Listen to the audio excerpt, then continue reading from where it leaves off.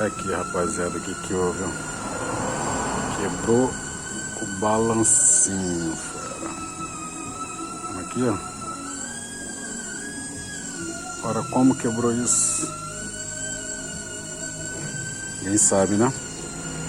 Então, ele fez um risco ainda no eixo de comando, e eu acho que eu fui e comprei logo os dois, né? Comprei esse balancinho e o eixo de comando que ele riscou, para não ter via das dúvidas. Só que não sabemos se a parte de baixo foi afetada. Só quando chegar o material para botar no lugar, e aí o mecânico vai virar o carro para saber. Tomara que não tenha afetado, mas pode ter acontecido. Qualquer coisa eu vou postar mais um vídeo aí. Valeu, obrigado, gente.